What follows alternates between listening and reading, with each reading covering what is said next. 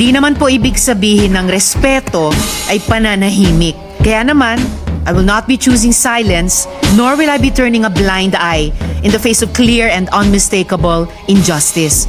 Alam po ba ninyo na 4 sa hinihingi ng Supreme Court ay nandun po sa puso ng due process? Ano po yung hinihingi? Sinabi lamang po ng Supreme Court, pwede bang ibigay nyo sa amin kung lahat ng miyembro ng House of Representatives ay binigyan ninyo ng kopya at kailan? Alam po ba ninyo kung anong sagot?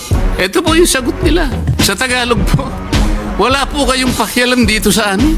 Kaya po pala ang dami kong kasama doon, wala talaga silang kopya. Ako nga po hindi nabigyan eh. Baka sakaling malay po ninyo baka pumirma ako, hindi ba? Matibay ang gusto ng Korte Suprema. Gusto niyang makita na lahat ay dumaan sa kayusan. Eh hilaw nga po eh. Ba't hindi po kayo magluto ng mas masarap na kanin? Ba't pinipilit po natin ang isang bagay na hilaw at pinipilit niyong ipakain sa atin? In fact, the Supreme Court has reversed a unanimous decision in a lot of instances before. League of Cities of the Philippines versus Comelec.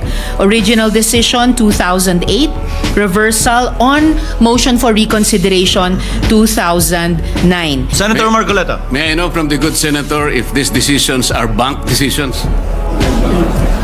Yes, Mr. President, unbanked decisions po. Well, you have to cite the I would gladly jurisprudence. cite the GR number po bang hinihingi, Mr. President? Pagka sinabi po bank, lahat po ng members ng Supreme Court, 15 of them, unanimous. To Kasi reiterate po, baka division lang yan, 5 lang yun. Hindi po No, bank Mr. yun. President, to reiterate what I already said, mga ano po ito, mga reversal ng unanimous Supreme Court decisions. Yes, but I am At sa asking for dalawang qualification, halimbawang Mr. President, binigay ko whether po these are bank on decisions MR. or decisions by a division.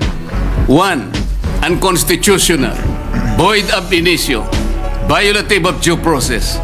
All these are present in those jurisprudence and cases as you cited. Kanina, simple lang yung tanong eh.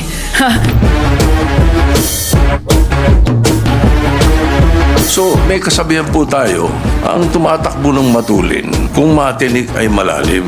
Kaya dapat siguro pag-isipan muna natin kung tama ba na bago magdesisyon ang Supreme Court, basta ibasura na natin ang kaso na ito. Unanimous decision could become a unanimous mistake.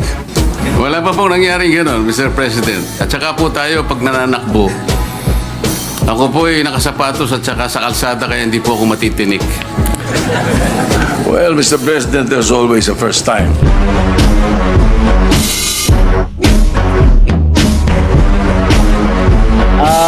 Kami pong mga bago, may mga robe na rin po pero hindi pa po nadudumihan. Hindi po magagamit, no? Ang posisyon ko po, mag-convene ang impeachment court at doon natin i-decide ang mga bagay-bagay na ito.